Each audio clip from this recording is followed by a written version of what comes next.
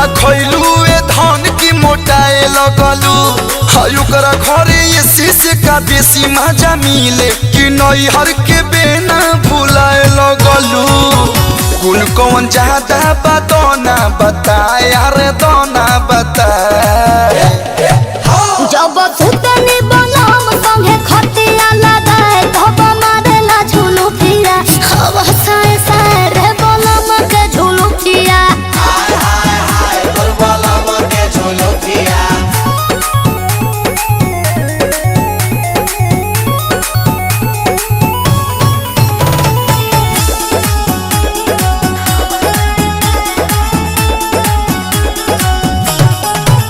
तोहर चल ढाल गइल बदल न केहू के भाव देबेलू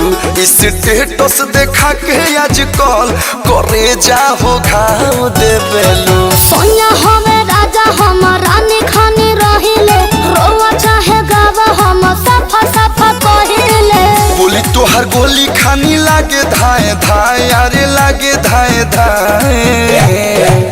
जब सुतनी बनम संगे खटिया लगाए धब मारेला झुलू फिया हवा साए साए रे बनम के झुलू फिया हाय हाय हाय तोर बलम के झुलू फिरा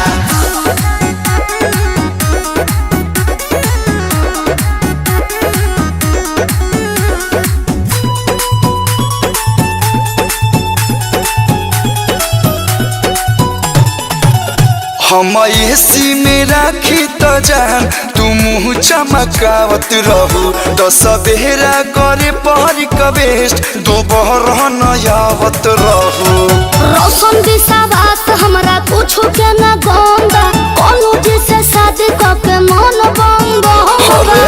ये जौन भूल तारू बात न सहाय हर बात न सहाय हेलो